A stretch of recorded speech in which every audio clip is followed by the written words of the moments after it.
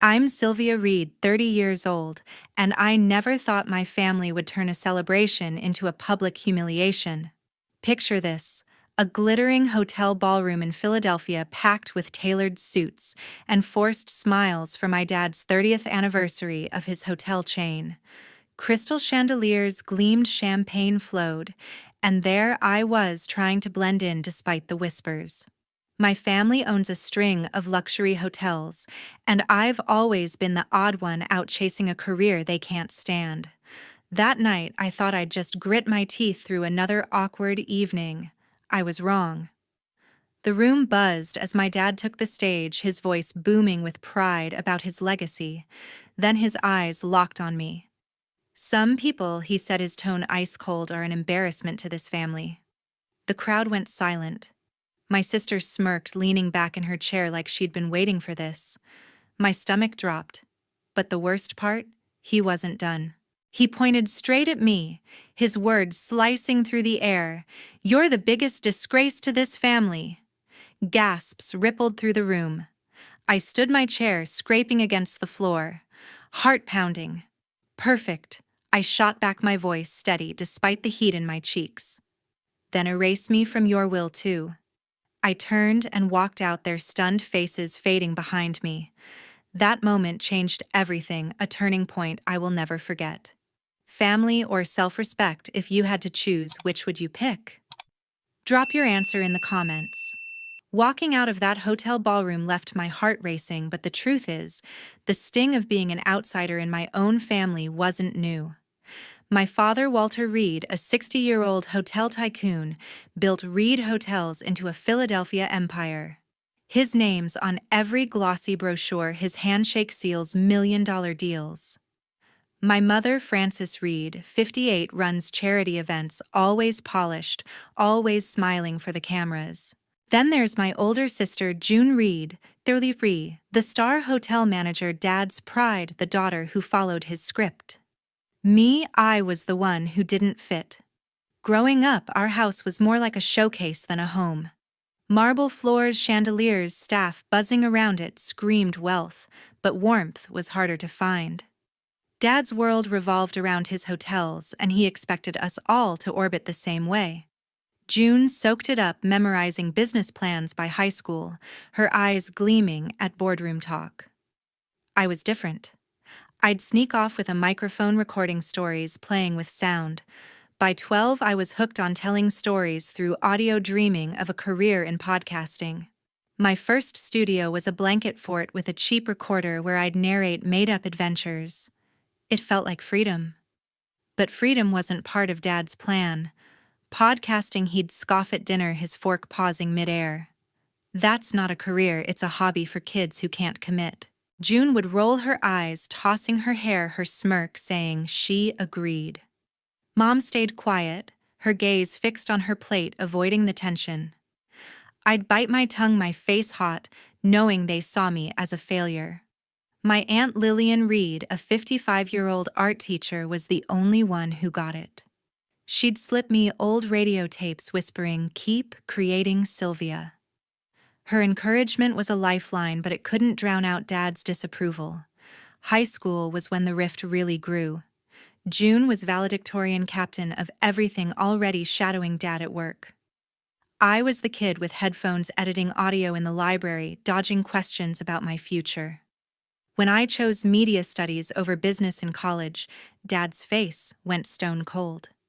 "You're throwing away your legacy," he said, his voice low, like I'd betrayed him. June didn't hold back either. She'd call my dreams cute in a way that made my skin crawl. Mom tried to smooth things over, saying, "Maybe you can do both." But her words felt hollow. I wasn't going to be a hotel heiress. I wanted to tell stories that mattered. By my mid-20s, I'd started a small podcast, City Voices, sharing Philly's untold stories. It wasn't big, but every download felt like a win. I'd pour hours into interviews, editing late into the night, my boyfriend, Colin, a 32-year-old filmmaker, cheering me on. He'd say, "You're building something real, Sylvia." But at family gatherings, my work was a punchline. Dad would change the subject when I mentioned it. June would snicker about internet nonsense, and Mom would offer a tight smile like she pitied me. The message was clear: I wasn't living up to the Reed name. Lillian was my refuge. We'd meet at her tiny apartment walls covered in student art and talk about creativity over coffee.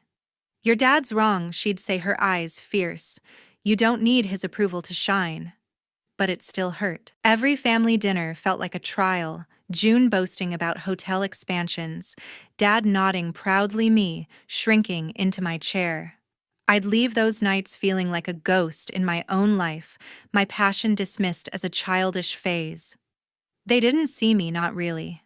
And the worst part, I started to wonder if they were right. Rebuilding my life meant facing battles I'd avoided for years. Dad and June had a new mission: drag me into Reed hotels no matter what I wanted. Our family's flagship restaurant, a sleek dining hall in one of their Philadelphia hotels, became the stage for their campaign. Every dinner there felt like an ambush, with polished waiters hovering and tension thick enough to cut. It started subtly. At one dinner, Dad leaned across the table, his voice calm but pointed. "Sylvia, you're wasting your potential," he said, slicing his steak. "Marketing for Reed Hotels would give you stability." I clenched my fork, my podcast's growing audience flashing in my mind. City Voices had just hit 5,000 downloads, a small victory I'd worked nights to earn. "I'm doing fine," I replied, keeping my tone even. June snorted, tossing her napkin down. "Fine. Your little hobby won't pay the bills." Her words stung, but I swallowed my retort, not wanting to escalate. Weeks later, the attacks got bolder. During another dinner, June bragged about landing a new hotel contract, her eyes flicking to me with a smug grin. "Some of us actually contribute to the family," she said. Dad nodded his approval, loud in his silence toward me. I spoke up, mentioning a local artist I'd interviewed for my podcast, hoping they'd listen. Dad cut me off. "That's not real work," he snapped. "You're embarrassing yourself." Mom shifted in her seat, her lips parting, but she said nothing. I felt my chest tighten, my pride bruised but intact. Aunt Lillian was my anchor. After one particularly brutal dinner, I met her at a coffee shop. "They're wrong about you," she said, her voice firm, pushing a sketchbook aside. "Your podcast is art, Sylvia. Don't let them dim that." Her words kept me going, but the pressure was relentless. Colin, my boyfriend, saw it too. One night, as we edited an episode together, he squeezed my hand. "You're killing it," he said. "They just don't get it." His support was everything, but it couldn't shield me from the next blow. The worst came at a family dinner 2 months before the anniversary party. Dad had invited top hotel managers, turning the meal into a showcase for June. She stood detailing plans for a new location, her confidence radiating.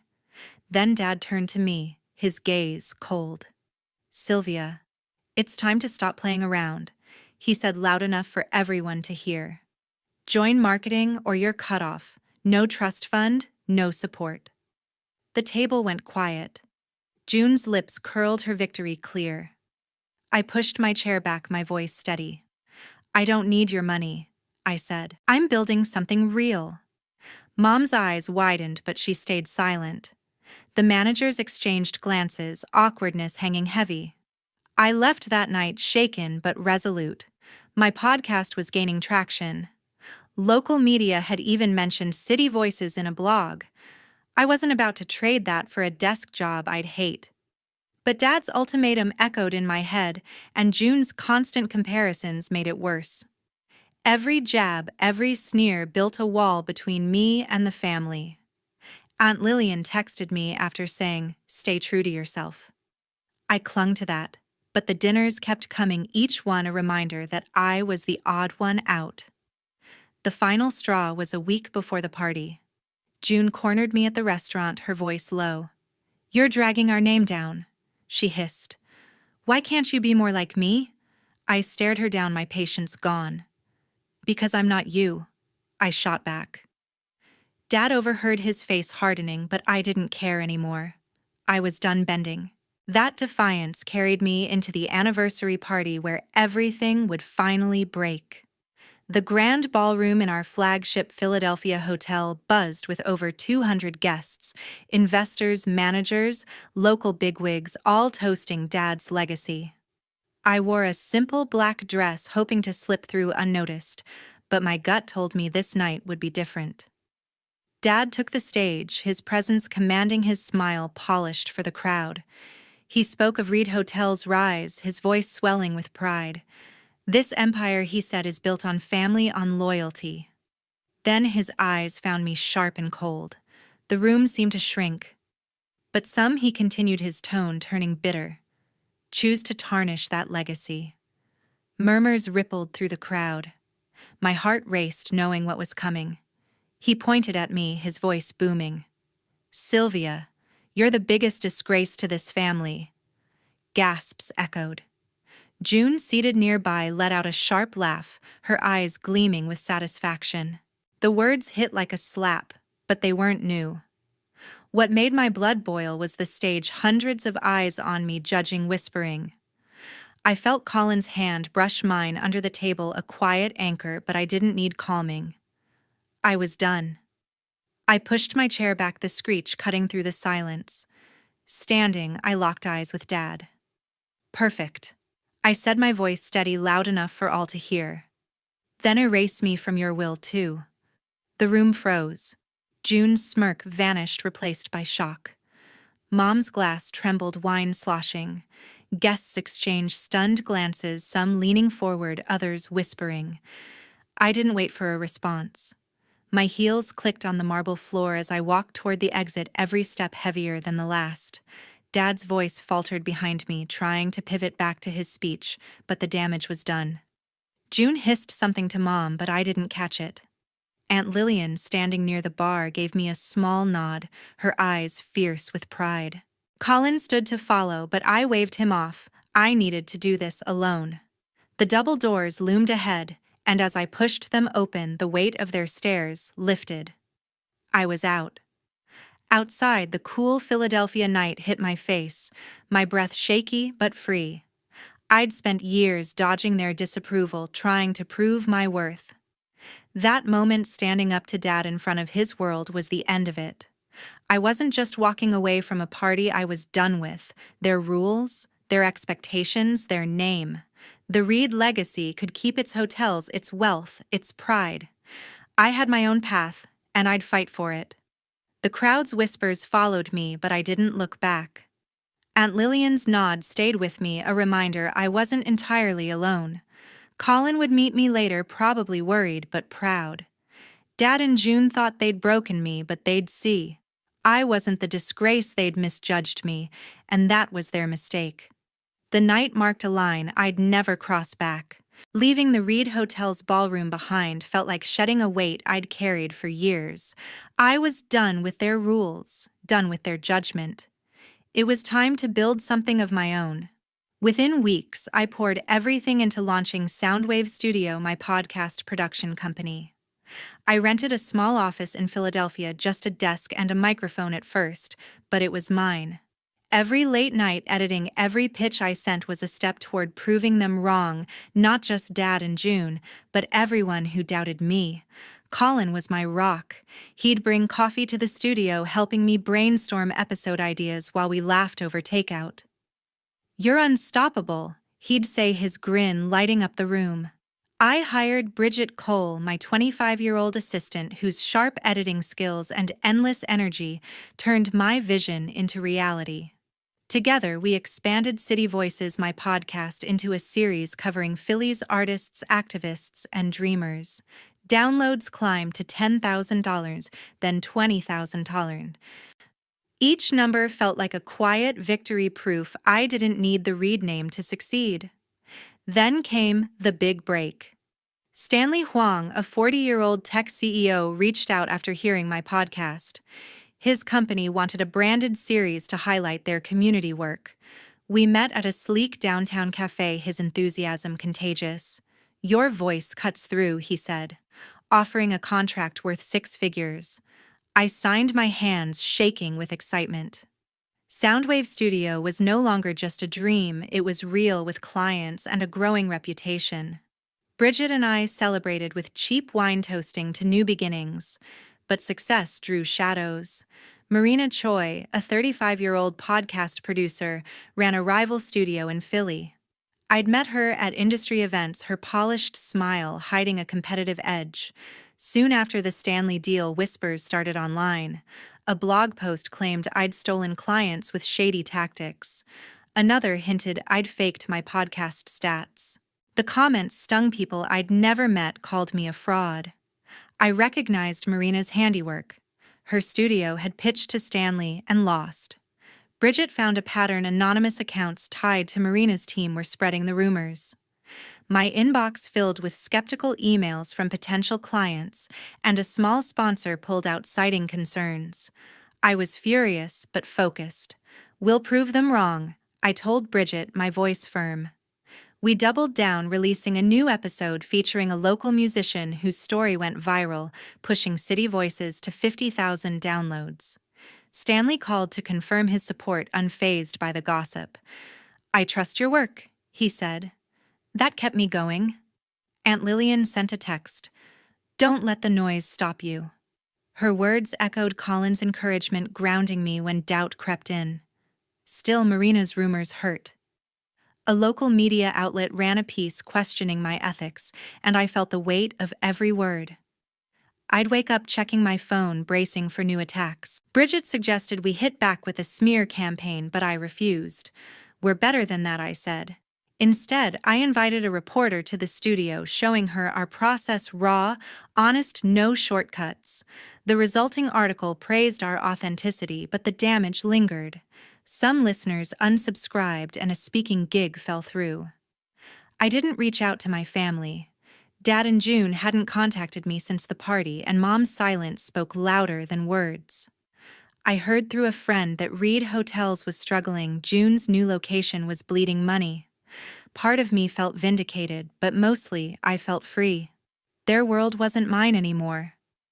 I leaned on Colin and Bridget, my chosen family, and kept building. SoundWave Studio was my answer to every jab, every doubt. Marina's rumors didn't stop me, but they lit a fire under me.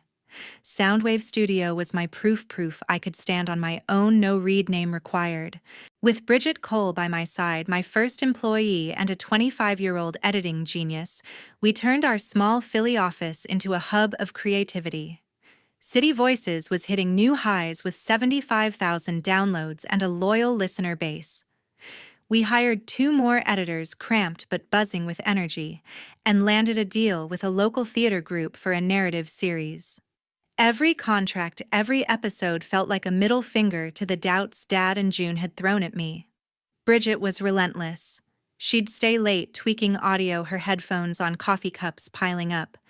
"We're building an empire," she'd say, half joking, her eyes bright with focus. Colin pitched in 2 filming promo clips for our social media, his camera catching the raw passion of our work. Aunt Lillian dropped by with homemade cookies, her voice warm. "You're doing what I always dreamed of," she said, her smile a quiet anchor. Their support kept me grounded, especially when the internet turned ugly again. Marina Choi wasn't done. Her rival studio, now losing ground to ours, launched a new wave of attacks. A podcasting forum post, thinly veiled, called "My Work Overhyped Fluff" and hinted I'd bribed clients for deals. Another anonymous tweet claimed I'd copied Marina's format. The accusations were baseless, but they spread fast. A potential sponsor emailed, hesitating, citing industry chatter. I felt my stomach twist, the old sting of being called a fraud creeping back. Bridget caught me staring at my screen, jaw tight. "Screw her," she said, slamming her laptop shut. "Let's drop a killer episode and shut them up." We did just that. Our next City Voices episode, a deep dive into a Philly chef's comeback story, hit 100,000 downloads in a week. Listeners flooded our inbox with praise, and a local radio station invited me for an interview. Stanley Huang, our tech CEO client, sent a note. "Your latest episode's a home run. Ignore the noise." His confidence bolstered mine, but Marina's tactics were relentless. A blogger, likely tipped off by her team, questioned my credentials, digging up my lack of a business degree. "Not a real producer," the headline read. I wanted to scream, but I channeled it into work instead. I called a team meeting. Bridget and the new editors gathered in our tiny office, the hum of mics in the background. "We don't play dirty," I said, my voice steady. "We win by being better." We brainstormed a new series, Philly Rising, showcasing entrepreneurs like me, underdogs fighting for their dreams. The first episode, featuring a street artist, gained traction, fast trending on local social media. It wasn't just a win, it was a statement. Marina could throw shade, but SoundWave Studio was carving its own space. Still, the pressure wore on me. Late nights, I'd scroll through comments, wincing at the hate. Colin would pull me away, his hand on mine. "You're bigger than this," he'd say, his voice calm but firm. Aunt Lillian mailed me a sketch she'd drawn, a woman breaking free from chains. "That's you," her note read. Their belief kept me from cracking, but Marina's shadow loomed. A major podcast festival invited us to speak, but the organizer mentioned concerns about my reputation, clearly Marina's doing. We got the slot, but it felt like a fight for every inch. My family stayed distant. I heard Reed Hotels was faltering. June's expansion was a mess, bleeding cash.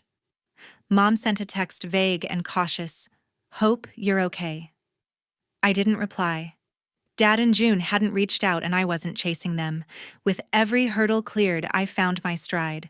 A year after walking out of Reed Hotel's anniversary party, I stood on a stage in Philadelphia, clutching the Content Creator of the Year award from the National Podcast Association. The spotlight burned, but the weight of the trophy felt like a shield. City Voices had exploded to 200,000 downloads, and SoundWave Studio was now a name in the industry. Bridget, standing backstage, flashed a grin, her pride louder than the applause. Colin squeezed my hand before I stepped up, whispering, "You earned this." I scanned the crowd, half expecting to see Dad or June, but they weren't there. That absence stung less than I thought it would. My acceptance speech was short. "This is for anyone who's been told their dreams don't matter," I said, my voice steady. "Keep going." The crowd roared, and for the first time I felt untouchable. Backstage, Stanley Huang shook my hand, his smile wide. "You're the real deal," he said, his company's series now a hit. Bridget and our team celebrated late into the night, the studio's tiny office packed with laughter and music. Aunt Lillian sent a painting, a vibrant cityscape with my silhouette at the center. "My hero," her note read. That meant more than any award. Meanwhile, Reed Hotels was crumbling. A business journal ran a feature on their decline, pinning it on June's mismanagement. Her new location, hyped as a game changer, was a money pit, empty rooms, bad reviews, staff quitting. Investors pulled out, and Walter's name, once gold in Philly's business circles, was now a cautionary tale. A contact in the industry told me Dad had lost a major partnership after a public spat with a client. June's arrogance, once her strength, was now her downfall. I didn't gloat, but I felt a quiet justice.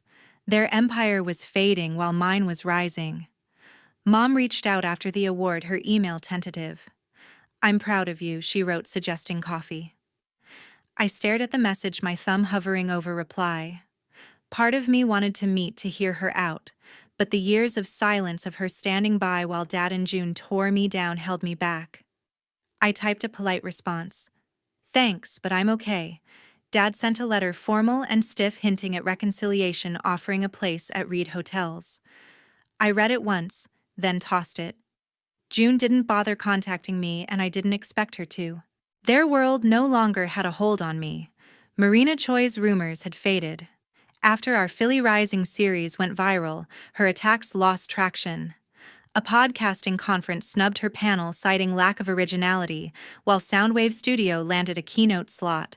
I didn't confront her, she wasn't worth my time. My work spoke louder than her lies. Bridget kept tabs, noting Marina's studio was struggling to keep clients. "Karma's real," she said, smirking over her laptop. I just nodded, focused on our next project, a series on Philly's unsung heroes. Standing on that stage, award in hand, I realized something: freedom wasn't just leaving Reed Hotels behind. It was choosing myself every day. The pressure to conform to carry their legacy had nearly broken me, but I'd fought through Dad's ultimatums, June's sneers, Marina's smears. I built SoundWave Studio from nothing with Colin's quiet strength, Bridget's fierce loyalty, and Aunt Lillian's unwavering belief. They were my family now, not the Reeds. The lesson wasn't lost on me. Independence isn't just walking away. It's standing tall when everyone expects you to fall. Confidence isn't loud. It's the quiet certainty that you're enough. I looked out at Philly's skyline from my studio window, the city alive with stories waiting to be told. I was ready to tell them on my terms. Winning the award was a milestone, but my real joy came from giving back.